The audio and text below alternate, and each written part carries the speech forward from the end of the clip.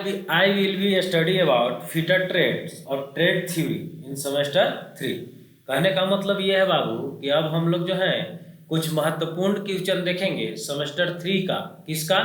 ITI से जो fitter trade बच्चे लिए हैं उनका ट्रेड थ्योरी बुक का। तो हम लोग सभी महत्वपूर्ण क्वेश्चन को अभी यहाँ देखते हैं और समझते हैं। यही आप लोगों का एग्जाम में की दृष्टि से महत्वपूर्ण है। यह एग्जाम में आएगा ही आएगा, कहीं दूसरा जगह से आने का बात नहीं है। चलिए बिना लेट लपाट के, बिना लॉन्ग लपाट के देरी किए हुए हम लोग क्वेश्चन नंबर 1 से शुरू करते हैं बाबू लोग, है ना। ध्यान से सुनना, समझना और याद करते चलना है। संकीर्ण कार्य के लिए किस विशेष फाइल का उपयोग किया जाता है? संकीर्ण मतलब समझते हो बाबू, पतला, छोटा। कहीं रोड में जाता होगा तो लिखा हुआ रहता है पुल संकीर्ण है, धीरे जाइए। संकीर्ण मतलब क्या? पतला है। तो यहाँ पे लिखा हुआ है कि which special file is used for narrow work. जो बच्चे इंग्लिश मीडियम से कर रहे होंगे उनके लिए भी, और जो बच्चे हिंदी मीडियम से कर रहे होंगे उनके लिए भी। दोनों तो भाई एक ही साथ क्वेश्चन दिया है, तो कोई एक ही क्वेश्चन से चलेंगे तो कोई दिक्कत नहीं है ना। तो यहाँ पे जो है बाबू संकीर्ण कार्य के लिए हम लोग विशेष फाइल का उपयोग किया जाता है। उस फाइल का नाम है पिलर फाइल। क्या नाम है? Pillar file. आगे चलते हैं क्वेश्चन नंबर 2। स्लॉटेड कैंसल नट में स्लॉट क्यों दिए जाते हैं? स्लॉटेड कैंसल नट में स्लॉट क्यों दिए जाते हैं? बाबू इंग्लिश मीडियम कहो चाहे हिंदी मीडियम कहो, इस स्लॉटेड कैंसल इंग्लिश मीडियम शब्द है, ठीक है। पिन को फिक्स करने के लिए, अच्छी दिखावट के लिए, नट का वजन कम करने के लिए, आसान से हटाने और फिट करने के लिए। ज्यादा उपयोग आप लोग को किसके तरह दिख रहा है ना? स्लिप पिन को फिक्स करने के लिए, टू फिक्स स्लिप पिन, है ना। स्लॉटेड कैंसल नट का उपयोग क्यों करते हैं बाबू? स्लिप पिन को फिक्स करने के लिए। कोई दिक्कत नहीं है। आगे बढ़ते हैं। What is the name of limit gauge? Limit gauge का क्या नाम है ना? वही है, इस लिमिट गेज का नाम क्या है? यहाँ चित्र दिखाया गया है बाबू कि इस लिमिट गेज का नाम क्या है ना। चलिए हम लोग देख लेते हैं कि इस लिमिट गेज का नाम क्या है। थोड़ा सा 1 मिनट। हाँ, किस नंबर क्वेश्चन नंबर 3 में इस लिमिट गेज का नाम क्या है? तो इस लिमिट गेज का नाम है बाबू क्या? Progressive plug gauge. Progressive plug gauge, ऐसा जो दिख रहा है इसको हम लोग प्रोग्रेसिव प्लग गेज बोलते हैं। What is the name of gauge? इस गेज का क्या नाम है ना। ये भी वही है पिक्चर वाला, है ना। चलिए इसको ऊपर चलते हैं, देख लीजिए यहाँ इस गेज का क्या नाम है। तो इस गेज का नाम है, देखिए से लग रहा है कि रिंग है, गोला है बाबू, ये रिंग गेज होगा, ठीक है। याद करना आसान है, इसको कोई दिक्कत नहीं है। मिलने वाले भागों के बीच गैप की जांच करने के लिए किस गेज का उपयोग किया जाता है? मिलने वाले भागों के बीच, जब 2 को भाग मिलता है बाबू वहां गैप रह जाता है ना। तो उसको जांच करने के लिए हम किस गेज का उपयोग करते हैं? कौन सा गेज का उपयोग करते हैं बाबू? Filler gauge. फिलर मतलब क्या होता है? भरना, है ना। तो उसको जांच करने के लिए हम लोग फिलर गेज का उपयोग करते हैं। स्लिप गेज को साफ करने के लिए किस मटेरियल का उपयोग किया जाता है? स्लिप गेज को साफ करने के लिए किस मटेरियल का उपयोग किया जाता है? तो किस मटेरियल का उपयोग किया जाता है बाबू? मोम का, मिट्टी तेल नहीं, है ना। कार्बन टेट्राक्लोराइड का उपयोग किया जाता है। किसका? कार्बन टेट्राक्लोराइड का उपयोग किया जाता है। किस सामग्री को चार्ज करने के बाद लैपिंग प्लेट को धोना है ना। किस सामग्री को चार्ज करने के बाद लैपिंग प्लेट को धोना है? किस चीज से? तेल से, मिट्टी तेल से, कूलेंट तेल से कि पेट्रोलियम जेली से? तो इसको हमको धोना है बाबू मिट्टी तेल से, है ना। किस तेल से धोना है? मिट्टी तेल यानी कि केरोसिन तेल से उसको धोना है। क्वेश्चन नंबर 8 हमारा आता है अगला। Which material is used to protect slip gauge for rust? यानी कि स्लिप गेज को जंग से बचाने के लिए किस सामग्री का उपयोग किया जाता है? जंग मतलब क्या बाबू, चींटी लगे से, है ना। तो चींटी लगे से बचाने के लिए हम लोग क्या करते हैं, तेल लगा देते हैं उसको, मोम, है ना। क्या करते हैं, मीठी तेल, पेट्रोलियम जेली लगा देते हैं उसमें, है ना। पेट्रोलियम जेली लगा हुआ रहेगा तो जंग नहीं लगेगा। ठीक है, आगे बढ़िए। विशेष आयाम के लिए स्लिप गेज का निर्माण करने की प्रक्रिया क्या है। विशेष आयाम, आयाम मतलब क्या होता है, माप, है ना। एक विशेष आयाम के लिए स्लिप गेज का निर्माण करने की प्रक्रिया क्या है। क्या है बाबू, इसमें पढ़ लीजिए आप लोग। सबसे बड़ी स्लिप गेज के साथ विनिंग शुरू करना नहीं, ब्लॉक की अधिकतम संख्या नहीं, ग्रेड एक्यूरेसी के साथ निर्मित नहीं, छोटी स्लिप गेज के विनिंग शुरू करें। ये हमारा राइट ऑप्शन होगा, ऑप्शन नंबर डी। विशेष आयाम के लिए स्लिप गेज का निर्माण करने की प्रक्रिया क्या है, तो छोटी स्लिप गेज से विनिंग शुरू करेंगे। ठीक है, वायरिंग शुरू करेंगे। यहाँ पे लिख दिया है विंगिंग, क्या लिखा है हिंदी में भाई, है ना। चलिए आगे बढ़ते हैं हम लोग क्वेश्चन नंबर 10 की ओर। ये जो दिख रहा है इस गेज का क्या नाम है। देखो तस्वीर तू लोग अच्छा से दिखाते हैं, अभी नहीं आ रहा होगा, अब दिखा। What is the name of the gauge, इस गेज का क्या नाम है ना। इस गेज का नाम है बाबू प्लेन स्नैप गेज, थ्रे स्नैप गेज, थ्रो स्नैप गेज, एडजस्टेबल। ये एडजस्ट करता है ऊपर नीचे, ज्यादा इसको देखा गया होगा डॉक्टर के पास। हम लोग अधि करते हैं क्या, खून जांच करवाते हैं, उस समय भी एक स्टेबल गेज देखने के लिए मिलता है ना। माइक्रोस्कोप में भी लगा रहता है ये गेज। चलिए आगे बढ़ते हैं हम लोग। किस फिनिशिंग प्रक्रिया में डायमेंशन एक्यूरेसी की हाई डिग्री होती है ना। किस फिनिशिंग प्रक्रिया में, माने कौन फिनिशिंग प्रक्रिया में डायमेंशनल, मतलब डायमेंशनल होगा लंबाई चौड़ाई ऊंचाई जो भी उसका है, हाई डिग्री होती है ना। फाइलिंग नहीं,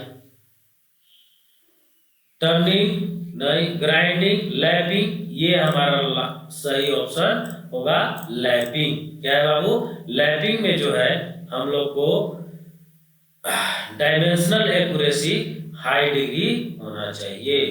आगे चलते हैं। किस अपकृशक यानी कि एब्रेसिव का उपयोग नरम इस्पात और अलौह धातुओं के लैपिंग के लिए किया जाता है।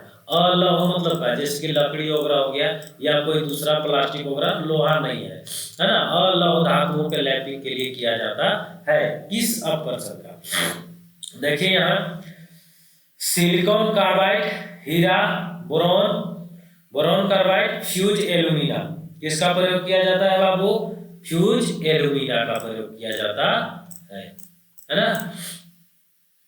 आगे, लैपिंग प्लेट की सतह पर ग्रूवेस क्यों प्रदान किए जाते हैं, है ना।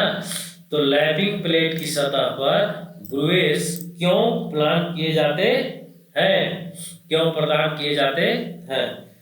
ये हो जाएगा हमारा विस्तार की अनुमति देने के लिए नहीं, अपकर्षण को बनाए रखने के लिए। ये हमारा क्वेश्चन, ये ऑप्शन नंबर 3 जो है इसका राइट ऑप्शन होगा, यानी कि सी नंबर ऑप्शन जो है लैपिंग प्लेट की सतह पर ग्रूवेस अपकर्षण को बनाए रखने के लिए होता है। सरफेस हार्डनिंग करने की विधि क्या है। सरफेस हार्डनिंग यानी कि सरफेस को जो है हार्ड बनाने का विधि क्या है। सरफेस हार्डनिंग का विधि है पैक कार्बोसिंग, है ना। पैक कार्बोसिंग हमारा जो है ये सरफेस को हार्डनिंग करने की विधि है। अगला नंबर क्वेश्चन 15, सरफेस हार्डनिंग करने की विधि क्या है ना। यहाँ पे दिखाया जा रहा है आपको कुछ तस्वीर, है ना। Nitriding, case hardening, flame hardening, induction hardening.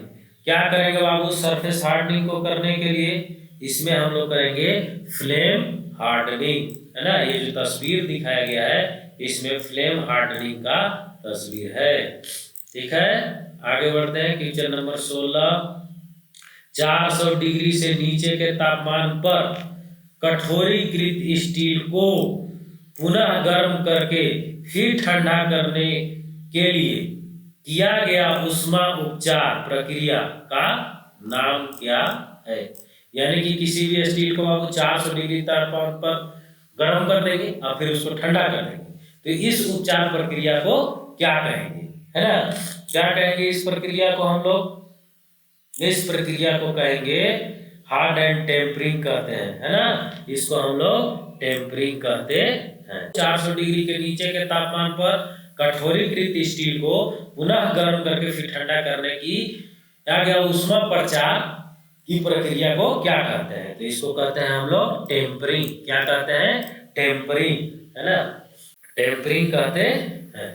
आगे नंबर, स्टील में टेम्परिंग प्रक्रिया क्यों की जाती है? स्टील में टेम्परिंग प्रक्रिया क्यों की जाती है, मतलब उसको हार्ड और टेम्पर क्यों किया जाता है स्टील को, ठीक है। तो स्टील को हार्ड और टेम्पर क्यों करते हैं बाबू? काटने की क्षमता जोड़ने के लिए, स्ट्रेस को दूर करने के लिए, ग्रेन संरचना को परिष्कृत करने के लिए नहीं, कठोरता और टफनेस को रेगुलेट करने के लिए। ये जो हमारा है वो सही ऑप्शन होगा, ऑप्शन नंबर डी, है ना। स्टील को हम लोग हार्ड या टेम्परिंग इसलिए बनाते हैं उसके कठोरता और टफनेस को बनाए रखने के लिए, रेगुलेट करने के लिए, ठीक है। 18 नंबर क्वेश्चन, स्टील में एनीलिंग का उद्देश्य क्या है ना। एनीलिंग का उद्देश्य क्या है? स्टील में एनीलिंग का उद्देश्य क्या है?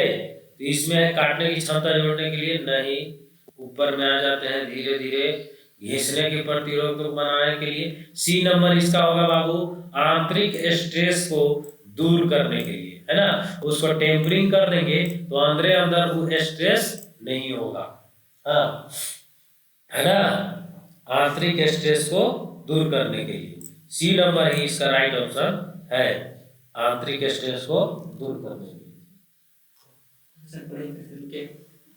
टेम्परिंग होकर खातिर थोड़ी करते हैं, हाँ, दूसरा चीज के देखिए एनीलिंग का क्या उद्देश्य है और टेम्परिंग बोल रहे हैं इसलिए टेम्परिंग करते हैं, काटना होगा। क्वेश्चन नंबर 18, स्टील में एनीलिंग का क्या उद्देश्य है ना। एनीलिंग का क्या उद्देश्य है बाबू? तो एनीलिंग का उद्देश्य हम लोग अभी ऑप्शन देखते हैं कि स्टील में एनीलिंग का क्या उद्देश्य है। काटने की क्षमता को जोड़ने के लिए नहीं, है ना, घिसने के प्रतिरोध बढ़ाने के लिए, टू रिलीव ऑफ द आंतरिक स्ट्रेस को दूर करने के लिए। एनीलिंग का उपयोग क्यों करते हैं बाबू? आंतरिक स्ट्रेस को दूर करने के लिए। स्ट्रेस मतलब का खिंचाव, आंतरिक खिंचाव नहीं होना चाहिए। इसकी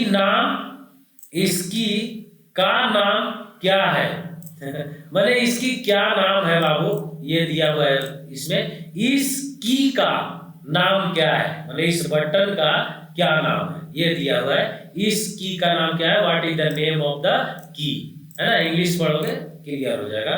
सन की, है ना, फेदर की सन की, वैसा का सन की नहीं बाबू, आदमी जो सन की होता है ना, ये सन की है ना। इसमें क्या होगा? फेदर की। ये जो की आपको दिख रहा है वो कौन सा की है? फेदर की है। चलिए आगे बढ़ते हैं हम लोग। कुंजी का उद्देश्य क्या है? कुंजी मतलब क्या समझते हैं हम लोग? चाबी, है ना, कुंजिया नखई लगाई। What is the purpose of की? क्या उद्देश्य है कुंजी का? टॉर्च को संचालित करने के लिए, असेंबली के कार्य के लिए, असेंबली भाग को लॉक करना। ज्यादा अप्रोप्रिएट तो यही है कि असेंबली भाग को लॉक करना, लेकिन यहाँ पे हम लोग का ये नहीं होगा, है ना, मिलने वाले भाग के बीच क्लियरेंस प्रदान करना, नहीं, टॉर्च को संचालित करना। यहाँ पे कुंजी वो है ऑन ऑफ करने वाला, ठीक है, ट्रांसमिट टॉर्क। ये जो है टॉर्क को संचालित करने के लिए जो है हम इसका उपयोग करते हैं। टॉर्क मोटर में टॉर्क होता है बाबू, उसका, है ना, टॉर्क को संचालित करने के लिए। What is the ratio of की वेट टेपर, है ना, की वेट टेपर का अनुपात क्या है? तो ये तो बाबू पूरा रटन विद्या है, याद ही करना पड़ेगा। इसमें क्या है इसका? 1:100। क्या है? 1:100, यानी कि 1:100 के अनुपात में ये होता है। 21 के बाद हम लोग 22 इस पिक्चर को ध्यान से देखिए। इस की का नाम क्या है? What is the name of this की? ऐसा की रहता है बाबू, इसको क्या कहते हैं, है ना? इस की का नाम है टेम्पर सम की। ठीक है, टेम्पर सम की, यानी कि ऑप्शन नंबर ए इसका राइट ऑप्शन होगा। कठोर या भंगुर सामग्री, कठोर मतलब का हार्ड, और भंगुर मतलब तुरंत छितरा जाने वाला, मारोगे हथौड़ी सब भंगुर हो जाएगा, चूर चूर हो जाएगा। सामग्री पर स्व टैपिंग के लिए किस प्रकार के मेंटल स्क्रू उपयोगी है ना? किस प्रकार का मेंटल स्क्रू उपयोगी है? क्वेश्चन नंबर 23, ये जो है थ्रेड कटिंग टाइप का स्क्रू जो है वो हमारा इसमें यूज होगा। थ्रेड कटिंग मतलब का जिसमें से चौड़ा चौड़ा हेड काटा हुआ रहता है बाबू, स्क्रू ड्राइवर। ठीक है, विंग नट्स का उपयोग कहाँ होता है? विंग नट्स का उपयोग कहाँ होता है? What is the advantage of wing nut? Wing nuts का क्या लाभ है या उपयोग कहाँ होता है ना? विंग नट्स का उपयोग होता है बाबू ढीला और कस को रिंच के बिना, है ना? ढीला और कस सकते हैं उसको बिना रिंच के, लूजन एंड टाइटेड विदाउट रिंच, है ना? लूज भी कर सकते हैं और टाइट भी कर सकते हैं बिना रिंच के। इस गेज का नाम क्या है? अब तस्वीर देखना है बाबू, तस्वीर ऊपर होगा। What is the name of the gauge? चलिए ऊपर गेज देखते हैं हम लोग। क्वेश्चन नंबर 25 का गेज देखिए, ये है ना? ये कौन सा गेज है? Pitch gauge, angle gauge, pillar gauge, त्रिज्या गेज? जल्दी बताइए कौन सा गेज है ये जो है आपका त्रिज्या गेज है। कौन सा? Radius gauge. ठीक ना, देखिए गोल गोल में है, रेडियस गेज है। चलिए, बाहरी चूड़ी की सटीकता की जांच करने के लिए किस गेज का उपयोग किया जाता है? बाहरी चूड़ी की सटीकता की जांच करने के लिए किस गेज का उपयोग किया जाता है? तो इसमें हम लोग थ्रेड रिंग गेज का उपयोग करते हैं, है ना? जो कि बाहरी चूड़ी का माप कर देता है। ठीक है, सटीकता से। बाहरी व्यास को मापने में किस उपकरण का उपयोग किया जाता है? देखिए इसका व्यास माप रहा है, इस पाइप का कितना व्यास है ये मापा जा रहा है ना? तो what is the instrument use in the measuring external diameter, है ना? यानी कि बाहरी व्यास को मापने के लिए हम लोग किसका उपयोग करते हैं बाबू? ई हम लोग यूज करते हैं, स्लिप गेज का उपयोग करते हैं, है ना? करके विशेष जबड़ों की जोड़ी से जो मिला हुआ रहता है। पेयर ऑफ स्पेशल जा by the using of slip gauge. ठीक है, चलिए आगे बढ़ते हैं हम लोग। स्लिप गेज ए की ऊंचाई ज्ञात कीजिए। स्लिप गेज ए की ऊंचाई ज्ञात कीजिए। Find out the height of slip gauge. इसका ऊंचाई ज्ञात करना है, कितना मिलीमीटर है ना? तो इसका कितना आंसर हो जाएगा हमारा? साइन 25 डिग्री इक्वल टू इतना है ना? तो यूज करके आप निकाल सकते हैं इसका स्लिप गेज का ऊंचाई 28 का। इसमें आपको मिलेगा 84.52 मिलीमीटर। कितना मिलेगा? 84.52 मिलीमीटर। चलिए, फीलर गेज में कितने सेट होते हैं? फीलर गेज में कितने सेट होते हैं? Set number 1 2, set number 1 2 3 4, set number 1 2 3 4, B number option हमारा सही ऑप्शन होगा। यानी कि फीलर गेज में जो है बाबू 4 सेट होते हैं। रेडियस और फिलेट गेज बनाने के लिए किस मटेरियल का उपयोग किया जाता है ना? रेडियस और फिलेट गेज बनाने के लिए किस मटेरियल का उपयोग किया जाता है? तो ये जो है हमारा कठोर इस्पात का उपयोग करेंगे बाबू इसमें, है ना? हार्डेस्ट स्टील, है ना? कठोर इस्पात का उपयोग रेडियस और फिलेट गेज बनाने के लिए किया जाता है। लैपिंग टूल में एक्स के रूप में चिन्हित भाग क्या है? ये जो चिन्हित किया हुआ भाग है, जो चिन्हित किया हुआ भाग है, इसको क्या कहते हैं? है ना? स्लिप्ट कहते हैं, ग्रूस, स्लीव, ग्रूव। नहीं बाबू, इसको क्या कहते हैं? स्लिप्ट कहते हैं। स्लिप्ट, है ना? इसको क्या बोला जाता है? स्लिप्ट बोला जाता है। 32 लैपिंग टूल में प्रदान किया गया स्लिट का क्या उद्देश्य है? अब लैपिंग टूल में है बाबू जो स्लिट है उसका क्या उद्देश्य है? क्लियरेंस के लिए, है ना, विस्तार के लिए, तो विस्तार के लिए हमारा क्या है? For expansion. ये जो बी नंबर जो है हमारा वो राइट ऑप्शन हो जाएगा कि लैपिंग टूल में प्रदान किया गया स्लिट का उद्देश्य है विस्तार के लिए। ठीक है, चलिए, what is the name of operation? ये जो ऑपरेशन है इसका क्या नाम है? इस ऑपरेशन का क्या नाम है या नाम क्या है ना? तो ये जो है हमारा नाम हो जाएगा लैपिंग लार्ज डायमीटर। क्या है इसका नाम? Lapping large diameter. ठीक है, चलिए आगे बढ़ते हैं हम लोग। कास्ट आयरन और लौह मटेरियल की होनिंग करने के लिए किस प्रकार के अपकर्षण का उपयोग किया जाता है? कास्ट आयरन और अलौह मटेरियल की होनिंग करने के लिए किस प्रकार के अपकर्षण का उपयोग किया जाता है? तो यहाँ पे जो है बाबू उस सिलिकॉन कार्बाइड का उपयोग किया जाता है अपकर्षण के लिए। ठीक है, सिलिकॉन कार्बाइड। आगे बढ़ते हैं हम लोग। Surface hardening. सरफेस हार्डनिंग के किस विधि में सतह स्केल मुक्त होती है? किस विधि में जो है वो सतह स्केल मुक्त होती है? Which method of surface hardening that the surface remain free from the scale, है ना? चलिए इसका देखिए, नाइट्रिंग कौन सा है बाबू? इसमें आ जाएगा nitriding, case hardening, flame hardening, नहीं, इंडक्शन हार्डनिंग। किसका? इंडक्शन हार्डनिंग का उपयोग होता है। ये जो मुक्त होती है इसमें सरफेस हार्डनिंग। जो इंडक्शन हार्डनिंग जो है उसमें सरफेस हार्डनिंग के किस विधि में? तो सरफेस हार्डनिंग के इंडक्शन हार्डनिंग में जो स्केल है, सतह का स्केल, वो मुक्त होती है। ठीक है, आगे बढ़ते हैं हम। यदि स्टील को क्रिटिकल तापमान तक, है ना, क्रिटिकल तापमान तक, यदि स्टील को क्रिटिकल तापमान तक गर्म किया जाता है और भट्ठी में बहुत धीरे धीरे ठंडा किया जाता है तो उस प्रक्रिया का नाम क्या है? पहले तो उसको क्रिटिकल तापमान तक गर्म कर देंगे, बहुत ऊंचा तक, और उसको धीरे धीरे भट्ठी में मतलब ठंडा करेंगे, तब उसको हम लोग क्या कहेंगे? उसको हम लोग कहेंगे एनीलिंग। क्या बोलेंगे बाबू? एनीलिंग, है ना? चलिए आगे बढ़ते हैं हम लोग।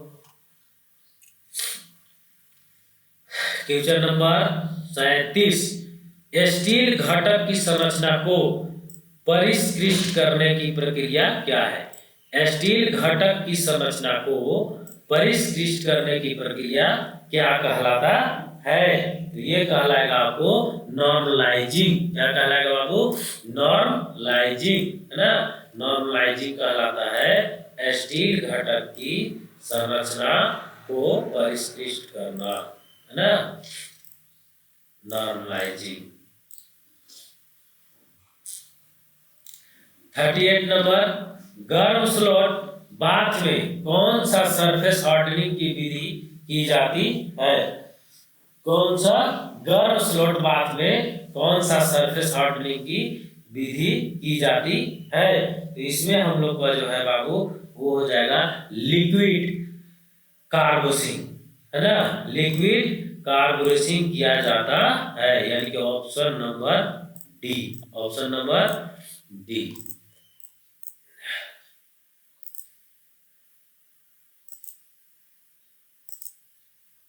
चलिए आगे बढ़ते हैं हम लोग। Question number 39। एक्स से चिन्हित भाग का नाम बताइए। अब एक्स से चिन्हित भाग हम लोग देखेंगे कि कौन सा है। एक्स से चिन्हित भाग, है ना? ऊपर चलते हैं, ये देखिए एक्स से चिन्हित भाग है। एक्स से चिन्हित भाग का नाम क्या है ना? एक्स से चिन्हित भाग का नाम क्या है? तो एक्स से चिन्हित भाग का नाम है बाबू दांतेदार सॉफ्ट। इसमें देख लो दांतेदार लगा हुआ है, दांत ऐसे से, और इसमें भी है दांतेदार सॉफ्ट है ये, है ना? Serrated soft. आगे चलते हैं। किसकी का आयताकार क्रॉस सेक्शन होता है? आयताकार क्रॉस सेक्शन। क्रॉस सेक्शन मतलब होता है उसको काटना, बाबू इसे काटेंगे तो आयताकार क्रॉस सेक्शन हो जाएगा। जो सॉफ्ट और हब दोनों पर कटे की में फिट हो जाता है ना। ये कौन सा हो जाएगा हमारा, सन की। कौन होगा, सन की, SUNKKUI। सन की मतलब वैसा सन की नहीं कि तुरंत समझ जाए दो चार छाप मार दे, है ना। चलिए, टैपर्ड सॉफ्ट पर फिटिंग के लिए कौन सी की उपयोगी है, मतलब कौन सा चाबी की, है ना। विच की is useful for fitting on tapered shaft, है ना। तो टैपर्ड शाफ्ट पर जो है वो कौन सा की उपयोगी होगा, तो इसमें जो है हमारा वुडरफ की उपयोगी होगा। कौन सा की बाबू, वुडरफ की, है ना। Option number C is a right option. Circular taper key का प्रयोग कहाँ किया जाता है, सर्कुलर टेपर की का प्रयोग कहाँ किया जाता है, तो ये हमको किया जाएगा लाइट ड्यूटी ट्रांसमिशन में। कहाँ किया जाएगा, लाइट ड्यूटी ट्रांसमिशन में। ऑप्शन नंबर ए सही ऑप्शन है। चलिए, क्वेश्चन नंबर हम लोग 43 के ऊपर, सॉफ्ट के साथ घूमने की अनुमति दिए बिना, सॉफ्ट के साथ घूमने की अनुमति दिए बिना प्लेन बियरिंग को कैसे पोजीशन में रखा जाता है ना। सॉफ्ट के साथ नहीं घूमना है उसको, तो उसको कैसे पोजीशन में रखा जाएगा, की या स्क्रू द्वारा, है ना। उसको कैसे पोजीशन में रखा जाएगा, की या स्क्रू के द्वारा उसको फंसा के रखा जाएगा। ठीक है, चलिए आगे बढ़ते हैं। इस की का नाम क्या है, ये जो यहाँ दिख रहा है इस की का नाम क्या है, what is the name of the key. इस की का नाम है बाबू फ्लैट सैंडल की। क्या नाम है, फ्लैट सैंडल की। आगे बढ़ते हैं हम लोग। इस की का क्या नाम है, जो दिख रहा है तस्वीर में यहाँ पे की, इस की का क्या नाम है, तो इस की का नाम है हम लोग को, है ना, क्वेश्चन नंबर 45। इस की का नाम है संग की, फेदर की, गिव हेड की। इस की का नाम है गिव हेड की। ऑप्शन नंबर सी इसका सही ऑप्शन होगा। ठीक है, चलिए आगे बढ़ते हैं हम लोग। क्वेश्चन नंबर 45 के बाद 46 ऊपर, ताले की मरम्मत और चाबी में हार्ड नॉच की फाइलिंग करने के लिए किस फाइल का उपयोग किया जाता है। ताले की मरम्मत और चाबियों में हार्ड नॉच की फाइलिंग करने के लिए किस फाइल का उपयोग किया जाता है, तो इसमें किया जाता है हमारा वार्डिंग फाइल का उपयोग। क्या, वार्डिंग फाइल का उपयोग, यानी कि ऑप्शन नंबर सी आपका सही ऑप्शन होगा। इस स्क्रू का क्या नाम है, what is the name of screw. इस स्क्रू का नाम क्या है। 47 क्या नाम है बाबू, ड्राइवर स्क्रू। क्या नाम है इसका, ड्राइवर स्क्रू। आगे बढ़ते हैं 48 में, लॉक वाशर का क्या फायदा है। लॉक वाशर होता है बाबू नट में लगाया जाता है। लॉक वाशर का क्या काम है, ज्यादा बियरिंग सतह प्रदान करना, सतह को होने वाले नुकसान को रोकने का, है ना। क्या काम है इसका, कार्य सतह पर एक समान दबाव वितरित करना, है ना, और कंपन के कारण बोल्ट या नट को ढीला होने से रोकना। तो इसका काम क्या है, मेनली यही काम है, कंपन के कारण बोल्ट या नट को ढीला होने से रोकना। ठीक है, चलिए ऑप्शन नंबर डी जो है इसका राइट ऑप्शन होगा, यानी कि लॉक वाशर का यही फायदा है, कंपन के कारण नट और बोल्ट को ढीला नहीं होने देगा।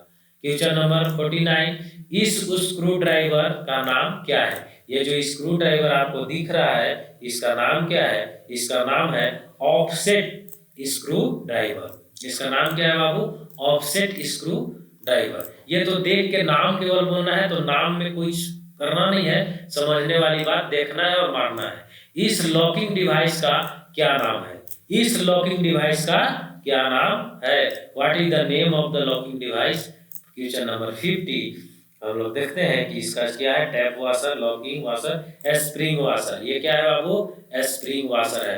देख लो यहाँ पे स्प्रिंग टाइप में बना हुआ है और वाशर का भी काम कर रहा है। तो ये जो है हम लोग इस तरह 50 क्वेश्चन अभी पढ़ चुके हैं। दूसरा भाग में इससे आगे का क्वेश्चन हम लोग पढ़ेंगे। तब तक पढ़ते रहो, खूब पढ़ो और आगे बढ़ो।